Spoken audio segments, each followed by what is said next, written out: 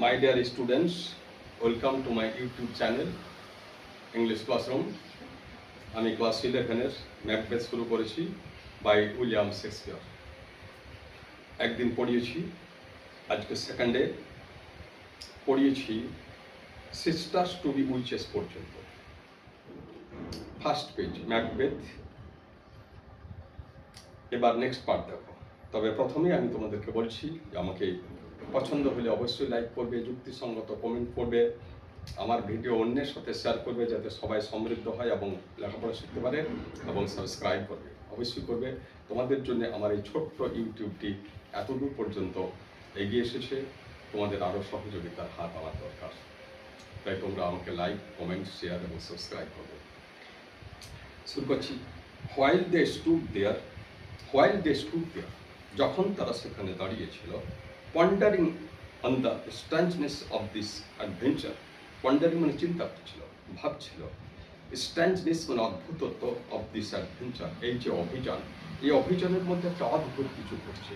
ওই যে উইচিরা এসেছে না, ডাইনিরা, হোয়াইট সিস্টার্স বলা হচ্ছে যাদেরকে ডাইনি বোন বলা হচ্ছে, পরি বলা হয়। শেক্সপিয়ারের রচনায় এই উইচেস কথাটা বারবার এসেছে, কিন্তু এটা উইচেস মানে ভূত প্রেতের ব্যাপার নয়, এটা একটা সিম্বলিক বা প্রতীকী ব্যাপার। এর মধ্যে মানুষের ব্যাপার আছে, অর্থাৎ দুষ্ট মানুষদেরকে, হিংস্র মানুষ যারা অন্যের ক্ষতি করে, ষড়যন্ত্র করে, যারা ক্রিটিক্যাল বুদ্ধি প্রয়োগ করে অন্যের ক্ষতি করে, একটা বড় কাজকে পণ্ড করার চেষ্টা করে, তাদেরকে এখানে শেক্সপিয়ার উইচ বা ডাইনি করেছে। ব্যাপারটা কিন্তু ভালো করে বুঝছে। উইচ মানে কোনো ওই ভূত নয়, একটা প্রতীক। আসলে মানুষ, দুষ্ট মানুষদেরকেই ভূত বলা হয়, প্রেত বলা হয়, উইচ বলা হয়। তাহলে তারা যখন এই অদ্ভুত ব্যাপারটা চিন্তা করছিল, দেয়ার অ্যারাইভড সার্টেন অ্যানভয়েড। অ্যানভয়েড মানে রাজার লোক, দূত, রাজদূত এলো ওদের কাছে। মানে ব্যাংকু এবং ম্যাকবেথ তো রিটার্ন করছেন যুদ্ধক্ষেত্রে বিজয় লাভ করে তারা ফিরে আসছেন। ফিরে আসার সময় প্রচণ্ড ঝড় বৃষ্টি বজ্রপাত হচ্ছে। তারপর এই উইচ বা ডাইনিদের সাথে দেখা হলো। তো ডাইনিরা তো এই সব কথা বললে, সেদিন আগের দিন বলে দিলাম যে তারা কি বললে, তারা ম্যাকবেথকে বললে যে তুমি থেন অফ গ্লামিস, আবার বললে তুমি থেন অফ কাডর, তারপর বললে যে তুমি রাজা হবে, তুমি এরপর রাজা হবে। ব্যাংকুকে বললেন তুমি রাজা হবে না, কিন্তু তোমার পুত্র রাজা হবে, সাকসেস মানে উত্তরাধিকার, মানে পুত্র রাজা হবে। এই সব ব্যাপারের যে একটা অদ্ভুত ব্যাপার চলছে, এটা তারা চিন্তা করছিল। সেই সময় রাজদূত এলো, মানে রাজার দূত এলো। কেন না, রাজা তো খবর পেয়েছেন যে তার ওই যে ম্যাকবেথ এবং ব্যাংকু যুদ্ধক্ষেত্রে, একটা বড় যুদ্ধক্ষেত্রে বিজয়ী হয়েছে, শত্রুপক্ষকে পরাস্ত করে। তখন রাস্তাতেই তাদেরকে সম্মানিত করতে চাইছেন রাজা। তখনকার দিনে এটা নিয়ম ছিল যে as soon as possible they should be honoured, respected, bejewelled. যত শীঘ্র সম্ভব তাদেরকে সম্মানিত করতে হবে, কারণ এত বড় একটা কাজ করেছে, একটা শত্রুপক্ষকে, শক্তিশালী শত্রুকে পরাস্ত করে আসছে। অতএব রাস্তার মধ্যেই ওদেরকে সম্মানিত করো। তো অ্যানভয় এলো। অ্যানভয় মানে হচ্ছে রাজার দূত সম্মান করতে এলো। ফ্রম দ্য কিং, রাজার কাছ থেকে। হু আর এম্পাওয়ার্ড টু কনফার, যাদেরকে এম্পাওয়ার্ড মানে শক্তি দেওয়া হচ্ছে, পাওয়ার দেওয়া হচ্ছে, টু কনফার আপন ম্যাকবেথ, ম্যাকবেথকে একটা কনফার মানে দেওয়া, কনফার মানে দান করা, the title of the thane of Cawdor. Cawdor নাম দেওয়া হচ্ছে, কডর। দেখো আগে বলেছিল, কিন্তু দ্বিতীয় উইচটা বলেছিল যে তুমি হচ্ছ দ্য থেন অফ কাডর। তাহলে ফার্স্ট যে প্রেডিকশন বা ভবিষ্যৎবাণী, সেটা কিন্তু মিলে গেল। এবার কি হবে, এবার ম্যাকবেথের লোভ বাড়বে, ম্যাকবেথ আবার তার বন্ধু ব্যাংকুকে লোভ দেখাবে। তাহলে এটা মিলে যাচ্ছে আর কি, মানে অলৌকিকভাবে ঘটনা চক্রে মিলে যাচ্ছে। কিন্তু লেখক শেষ পর্যন্ত দেখাচ্ছেন যে সব ভুল। থেন অফ কাডর বাস্তব পেয়ে গেল। আগে কিন্তু উইচটা কিন্তু কাল্পনিকভাবে বলেছে যে তুমি থেন অফ কাডর হবে। থেন একটা পদমর্যাদা, কডর একটা জায়গা। তো বাস্তবে রাজা দেখো সেরকমই একটা উপহার পাঠিয়ে দিল, একটা অ্যাওয়ার্ড পাঠিয়ে দিল যে দ্য থেন অফ কাডর উপাধি দেওয়া হোক কাকে, ম্যাকবেথকে। It was an event so miraculously corresponding. এটা একটা ঘটনা যেটা মিরাকুলাসলি মানে অলৌকিকভাবে করেসপন্ডিং মানে ঘটে যাচ্ছে with the predictions of the witches, সেই ডাইনিদের ভবিষ্যৎবাণীর সাথে মিলে যাচ্ছে অলৌকিকভাবে। দ্যাট ম্যাকবেথ স্টুড দেয়ার, যে ম্যাকবেথ সেখানে দাঁড়িয়েছিল র্যাপড ইন অ্যামেজমেন্ট। র্যাপ মানে মোড়া, মানে পূর্ণ হয়ে, মুগ্ধ হয়ে, মানে মুগ্ধতাই নিজেকে পরিপূর্ণ মুড়িয়ে ফেলেছে, যেন অবাক হচ্ছে, মানে চিন্তা করতে পারছে না যে ওই ডাইনিদের কথা কি করে ফলে যাচ্ছে। unable to respond to the greetings of the envoys, মানে unable মানে অক্ষম, to respond মানে সাড়া দেওয়া, মানে কেউ যখন সম্মান করছে তখন তো তাকেও সম্মানিত করা দরকার, তাকেও তো গ্রিটিংস মানে অভিনন্দন জানানো দরকার।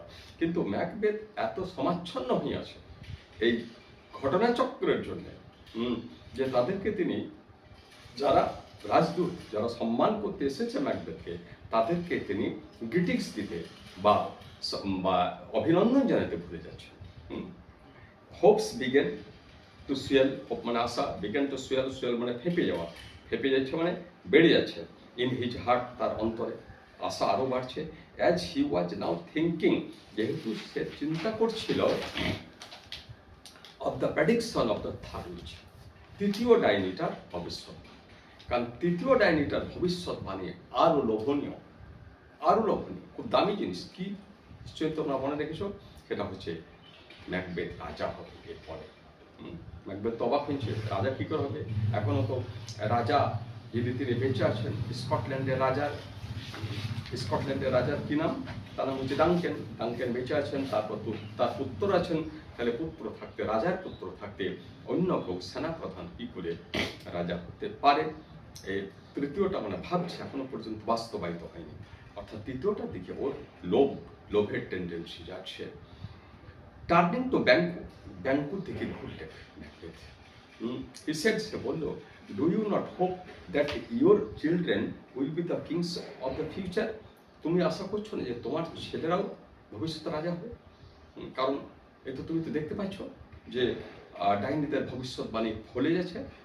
Since what the witches promised to me has so wonderfully come to pass, যে আমাকে ডাইনিরা যে কথা দিয়েছিল সেটা কিন্তু কাম টু পাস মানে ঘটে যাওয়া, বাস্তবায়িত হয়ে গেল। কিন্তু দ্যাট হোপ, আশা করো। রিপ্লাই ব্যাংকু কিন্তু অতটা লোভনীয় নয়। ব্যাংকুর মধ্যে কিন্তু একটা বুদ্ধি আছে। ও বলছে ওই যে আশা মাইট এনক্যান্ডেল মানে উৎসাহিত করা বা ভুলিয়ে উৎসাহিত করা, to aim at the throne, বলছে ওই আশাটা তোমাকে রাজসিংহাসনের জন্য উদ্দীপ্ত করে তুলতে পারে, মানে তোমাকে উৎসাহিত করতে পারে, তোমাকে ভোলাতে পারে।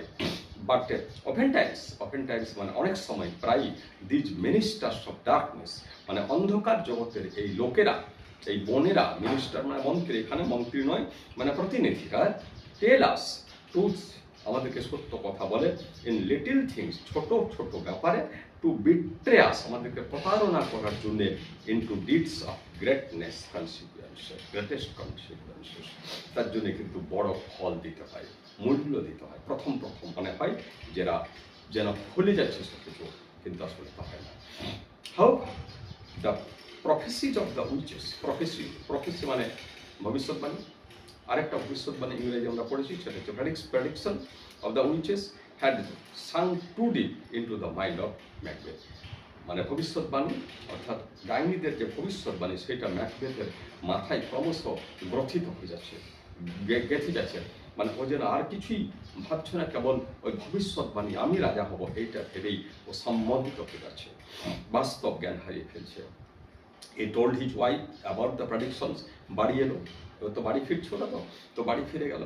এবার স্ত্রীকে বললে প্রেডিকশনটা অফ দ্য থ্রি উইচেস, যে তিনটে ডাইনি কি কি প্রতিজ্ঞা করেছিল, এবং মানে প্রতিজ্ঞা নয়, ভুল বললাম, ভবিষ্যৎবাণী করেছিল, পূর্বাভাস দিয়েছিল, সেগুলো ঘটে যাচ্ছে। এবার স্ত্রী লোক বুঝতে পারছো, তার স্ত্রীর আরও বেশি লোভী ও আরও বেশি উদ্দীপ্ত করবে ম্যাকবেথকে, যাতে রাজা হয়ে দেখিয়ে দেবে। And also it's a partial accomplishment, এটাও বললে পরিস্থিতিকে যে তখন ও যে ডাইনিটা যে প্রতিশ্রুতি দিয়েছিল, যে পূর্বাভাস দিয়েছিল, সেটাকে তার কিন্তু একটা ভুলে গেল, প্রথমটা কিন্তু বাস্তবায়িত হয়ে গেল। Lady Macbeth was an extremely ambitious word. Lady Macbeth তো প্রচণ্ড হবে অ্যাম্বিশাস, মানে এক্সট্রিমলি মানে প্রচণ্ড হবে, অ্যাম্বিশাস মানে হচ্ছে উচ্চাকাঙ্ক্ষী, উচ্চাকাঙ্ক্ষী মেয়েরা বেশি হয়, লোভ বেশি থাকে মেয়েদের, এখানে সেটাও দেখানো হয়েছে। কারণ লেডি ম্যাকবেথের জন্য ম্যাকবেথ এইসব পরবর্তীকালে কুকর্ম মার্ডার টাডার করতে বাধ্য হয়েছিল। She spurred on the reluctant purpose of Macbeth. তিনি কি করলেন? সি মানে Lady Macbeth, wife of Macbeth, spurred on মানে আরো জ্বালিয়ে দিল the reluctant purpose of Macbeth, ম্যাকবেথের অনিচ্ছাকৃত উদ্দেশ্য। Who felt compunction at the thought of blood, তিনি মানে কম্পাংশন মানে হচ্ছে এখানে হৃৎপিণ্ডের যে কাঁপুনি, এটা at the thought of blood মানে রক্তের কথা চিন্তা করে। কিন্তু সে কিন্তু মানে কাঁপছে তার ভেতরটা, ভাবছে যে এই যে আমি যদি রাজা হতে যাই তাহলে নিশ্চয়ই কিছু রক্তপাত হবে। ম্যাকবেথ কিন্তু দূরদর্শী বটে, কিন্তু স্ত্রী নয়। She did not cease to represent the murder of the king as a step absolutely necessary to the fulfillment of the flattering prophecies. বলছে সে ডিড নট সিজ মানে বন্ধ করছে না, টু রিপ্রেজেন্ট এটা the murder of the king, এই রাজার মৃত্যুর কথাটা, হত্যা করার কথাটা উপস্থাপন করতে অ্যাজ এ স্টেপ, একটা পদক্ষেপ যেটা অ্যাবসলিউটলি নেসেসারি, যেটা অবশ্যই প্রয়োজন, চরমভাবে প্রয়োজন, to the fulfilment of the flattering prophecies. এই যে ফ্ল্যাটারিং মানে হচ্ছে তোষামতি করা, মানে খুব বেশি উচ্ছ্বসিত করে তোলা, চাটুকারিতা করা, প্রফেসিরা চাটুকারিতা করেছেন। এই যে বলছে ম্যাকবেথ রাজা হবে, এটা এই যে এটা মানে এইটা পূর্ণ করতে হলে কি করতে হবে? রাজাকে হত্যা করতে হবে। ম্যাকবেথ কিন্তু বুঝতে পারছে যে তাছাড়া দ্বিতীয় রাস্তা নয়, এবং এই কথাটা ভেবে ওর হৃৎপিণ্ড কম্পমান হয়ে যাচ্ছে। It happen that at this time, এই সময় king ডানকেন came to visit Macbeth's castle along with his two sons, Malcolm and Donalbain, and numerous thieves and attendants to honor Macbeth for the triumph against the rebels. এই সময় কি হলো? মানে Macbeth তো বিজয়ী হয়ে ফিরেছে, নিজের প্রাসাদে ফিরে গেছে। এবার একটা সম্মান দেওয়ার জন্য, রাজা ডানকেনকে সম্মান দেওয়ার জন্য না, ম্যাকবেথকে সম্মান দেওয়ার জন্য রাজা ডানকেন ম্যাকবেথের প্রাসাদে এলেন।